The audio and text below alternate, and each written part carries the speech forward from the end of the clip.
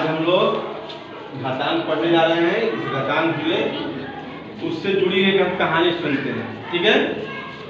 कहानी ये है कि शतरंज के खेल का आविष्कार, जैसा कि हम सभी जानते हैं, कि भारत में हुआ है। और भारत में जब ये खोज हुआ तो क्षेत्र में यह खोज हुआ, वहाँ के राजा को यह बात मालूम चल गया कि हमारे क्षेत्र के ही किसी विद्वान ने शतरंज की खोज की है। उसने उस विद्वान को अपने दरबार में बुलाया और कहा कि हम तुमसे बहुत खुश हैं, तुम हमसे जो चाहो इनाम मांग सकते हो, हम बहुत पैसे वाले हैं, तुम जितना चाहो हमसे इनाम मांग सकते हो।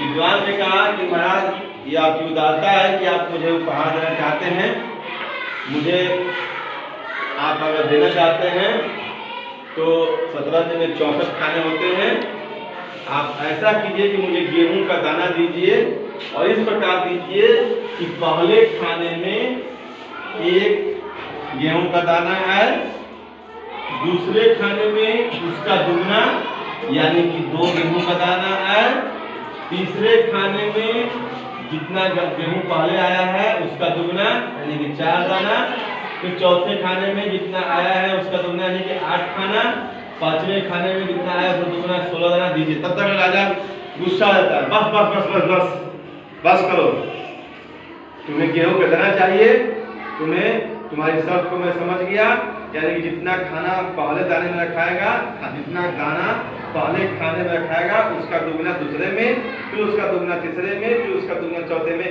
यही तुम्हारी शर्त है, तुम्हारी शर्त पूरी कर दी जाएगी। राजा ने पूरी बात नहीं सुनी और कहा कि तुम्हारी शर्त पूरी कर दी जाएगी। इस प्रकार उसने कहकर और कहा कि तुम मेरा अपमान कर रहे हो, तुम मुझसे बहुत चीज मांग रहे हो, तुम मुझसे इतना ही मांग रहे हो केवल। जब राजा इस काम को पूरा करने लगा, दाना भरने लगा, तो अंतिम खाने में जब 2 गुणे करते करते करते 63 बार उस अनाज का गुणा किया गया, तो हमें कुछ इस प्रकार अंक प्राप्त हुए जो दाना हुआ।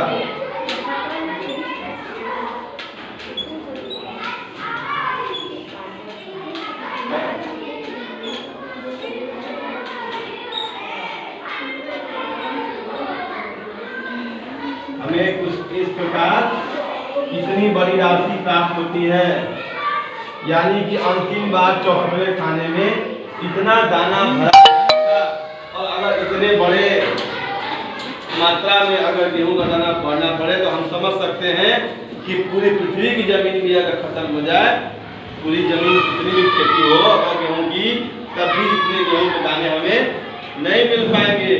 तो सोचिए कितनी बड़ी संख्या प्राप्त हो गई।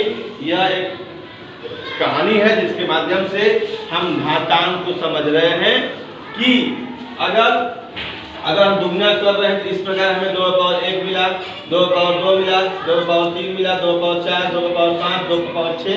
ऐसे ही अगर हम देखें तो अगर हम अंतिम संख्या यहाँ 10 तक लिए हैं 2 पावर 9, तो नीचे वाला आधार है और ऊपर वाला घातांक है, यानी आधार हो गया 2 और घातांक हो गया 9। तो ये बहुत ही रोचक घातांक है। हम इसको इस तरह से भी समझ सकते हैं कि अगर एक तालाब है, उसमें अगर एक कमल का फूल खिलता है पहला दिन, दूसरे दिन उसके दुगना 2 खिलता है, तीसरे दिन उसका दुगना 4 खिलता है कमल का फूल, 5वें दिन तो हम पूछ सकते हैं 10वें दिन कितने खिलेंगे कमल के फूल। तो 10वें दिन हम देखेंगे कि 512 कमल के फूल खिलेंगे। इस प्रकार हम आगे घातांक को पढ़ेंगे।